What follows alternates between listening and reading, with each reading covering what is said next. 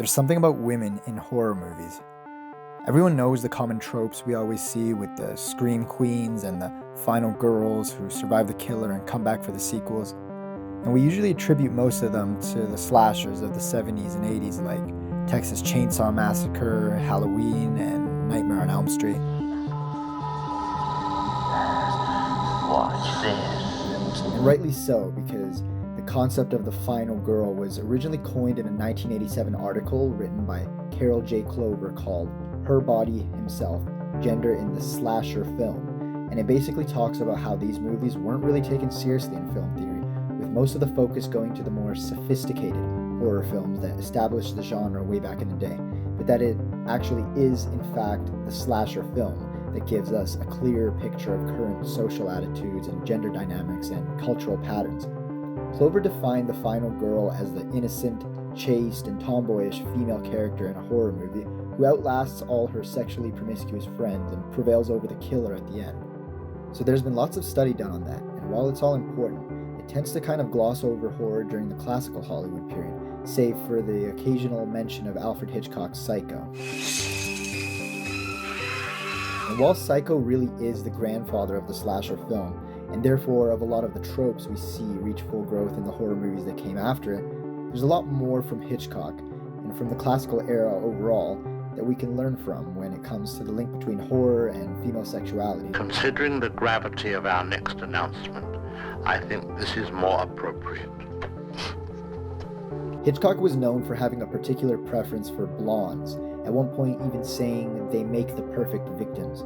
He understood the fascination with eroticism and terror as a pairing, and the way violence against vulnerability, in most cases represented through women and children, had an especially visceral effect on the audience.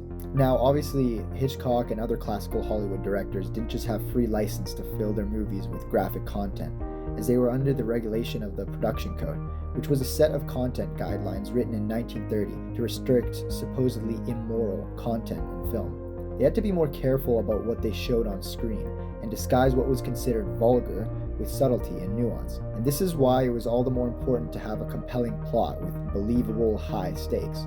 Filmmakers of the genre accomplished this using the tried and true method of putting a damsel in distress. But more than that, the monster, or the killer, or whoever the villain was, always seemed to be enamored with its female prey. Every beast needed a beauty. And even before sound cinema, this was a key theme.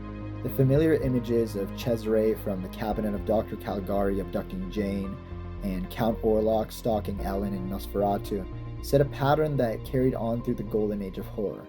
We see it with Elizabeth and Frankenstein's monster, with Mina Harker and Count Dracula, with Anne Darrow and King Kong. We see it in the Frankenstein sequels, and in films like Cat People and The Wolfman. And we see it, of course, with Hitchcock. Yet still, horror during the classical period is overlooked. This is of course because of how tame it seems in comparison to the carnage of the genre today, and this was in large part due to the production code and its requirements, but the criticism it gets is quite overblown. Contrary to popular belief, the code wasn't a top-down, elitist mandate that censored or rejected anything that wasn't Christian enough. After the decadence of the Roaring Twenties, American society wanted a return to decency and normality in the culture, and that included the film industry. The code was enforced as a reflection of widespread popular sentiment, and the studios by and large complied. They recognized that internal oversight was the lesser of many evils, which included selective censorship of their films by different states who had different laws, where you'd end up with 15 different versions of the same film, and all of them would be terrible. Even worse, the government could get involved and start passing legislation to regulate the film industry from up top.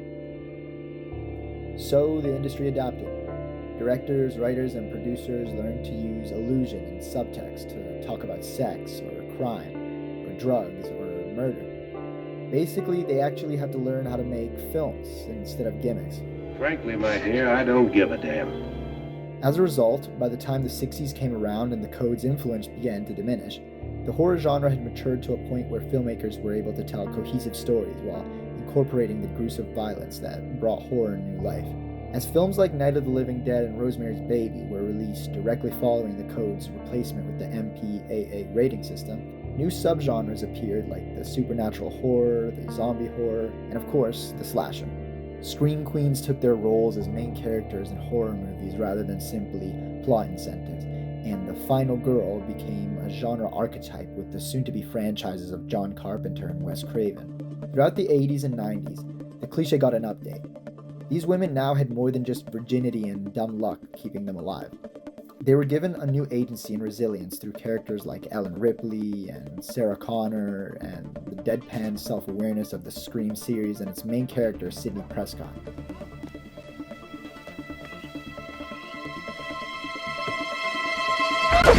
Wes Craven's parody of the genre was a big full-circle moment that arguably created another subgenre, the parody horror movie.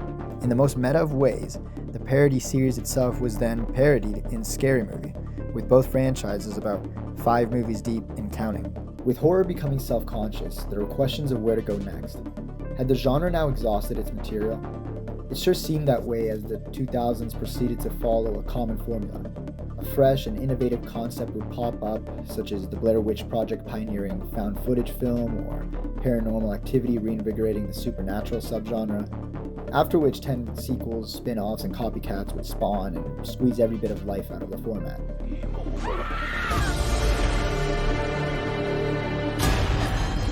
The last piece of the puzzle is you. While this still seems to be the case today, there are a few important and familiar exceptions.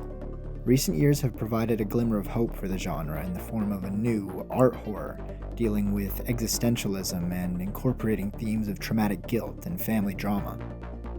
It should be noted that the word horror was never officially used to describe the genre until the early 1930s.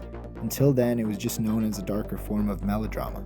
Ari Aster, Robert Eggers, and other auteur directors are slowly bringing horror back to life by returning it to its roots. And what's one thing that their films and similar ones seem to share? Female protagonists engaging with evil forces.